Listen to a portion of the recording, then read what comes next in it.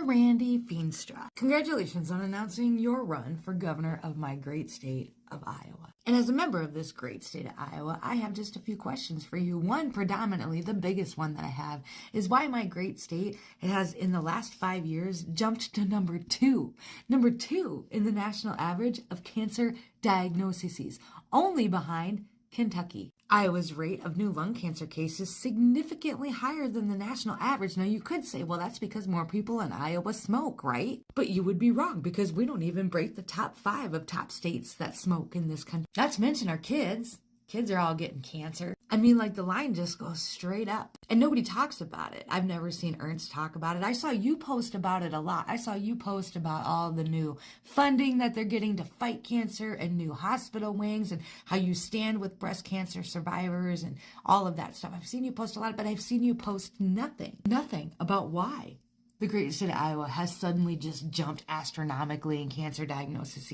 Probably not smoking. You've taken significant donations from the pesticide companies. Now, they're not all the pesticide companies, but a good chunk of them were the pesticide companies like Bayer Crop Science and Corteva Agriscience PAC. So I guess my question is, given that all the donations that came from those, if it comes out that at some point, like if Robert F. Kennedy Jr. were to come here with his team and be like, you know what, it's pesticides that are going on the crops is what is causing the high cancer rates in the great state of Iowa, what would you do? And are you going to do anything to test this theory to see if maybe that's kind of part of what's going on? To me, as a member of the great state, that is one of the more pressing issues that I have that nobody really likes to talk about. The second question that I have is where you stand on foreign policy, because Israel is still foreign policy, and you've been very outspoken about anti-Semitism awareness acts, meeting with AIPAC lobbyists, and so on and so forth. That doesn't feel very America first, especially, when your state is dying at an astronomical rate from cancer diagnoses.